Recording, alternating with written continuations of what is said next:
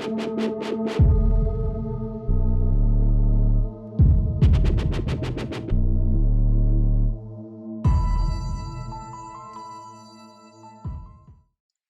this is Brian Forster, and this is a part one of a multi-part series about the huge site of Saqqara located in Egypt.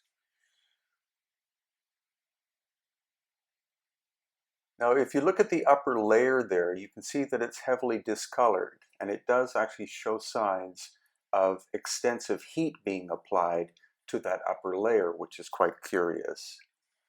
And here again, if you look below the stonework, you see a discoloration of that layer. It could be that this helps to boost Dr. Robert Schoch's theory of plasma bursts from the sun striking the Earth approximately 12,000 years ago.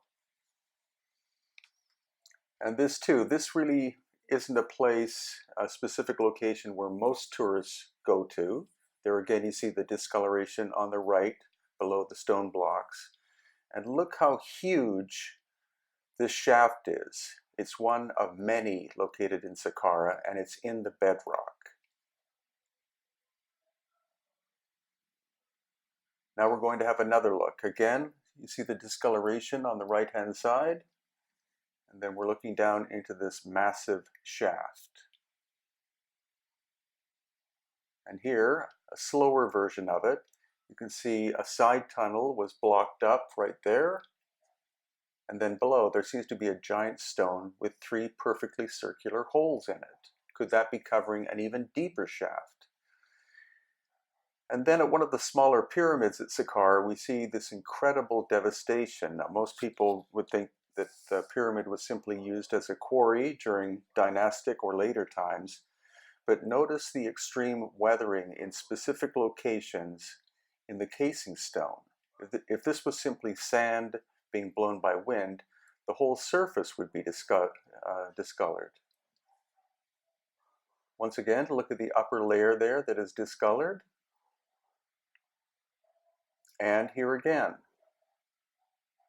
a geologist who was with us confirmed that it could have been very intense heat.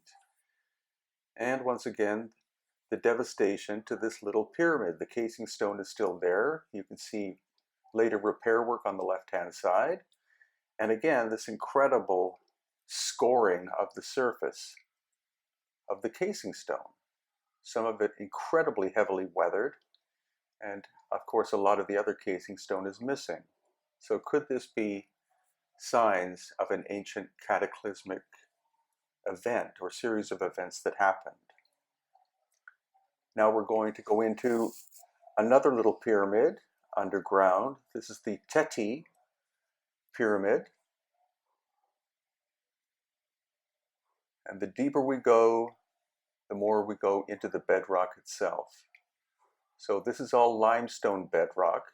But once we get into this side tunnel, the casing on the left and right hand side is solid granite. And that granite probably came from Aswan, which is about 500 miles to the south.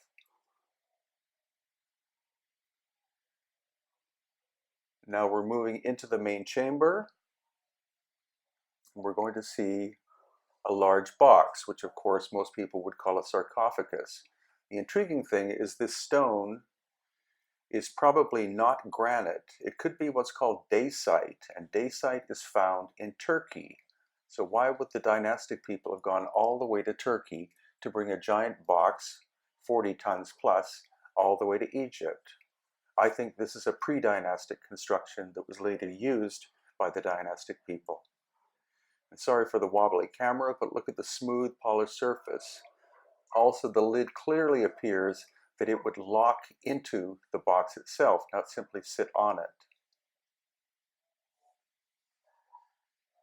And here, the reason why this clip is going to be rather long is simply to show you how deep these tunnels go inside even a small pyramid, such as this one of Teti, or maybe Titi is the name of the ancient pharaoh.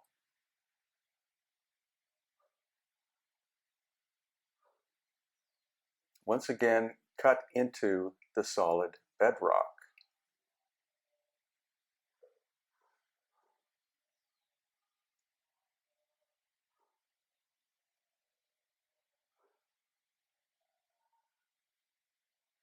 Now we're back on the surface again, walking on another side of the small pyramid next to the pyramid of Teti or Titi. And here, again, we're going to see another massive shaft. I think the stack stone is from the dynastic period, and then I think the solid bedrock underneath and the tunnel that appears to be, shaft and tunnel system appears to be pre-dynastic.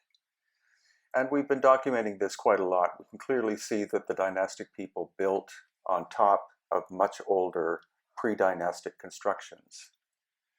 Then we have the famous step pyramid of Djoser, and most academics think this is the first attempt at building a pyramid. I think this is the first attempt of the dynastic people building a pyramid, trying to copy the Great Pyramid on a smaller scale. And in the next video, we're going to go into one of my favorite places in all of Egypt, and that is the Serapeum at Saqqara. And inside the Serapeum, here again, we see this discoloration at the surface below the stacked stonework. The Serapeum contains 25 stone boxes, some of them weighing up to 100 tons. And so that'll be a relatively detailed video for you to experience the Serapeum of Saqqara. So just a little snippet here. You're going to see what it looks like inside, going up to one of the 25 boxes, which is in a niche. This is one of the smaller ones. And again, most academics believe that the inscriptions on the surface were made by the same people who carved and shaped the box itself, but I completely disagree with that idea.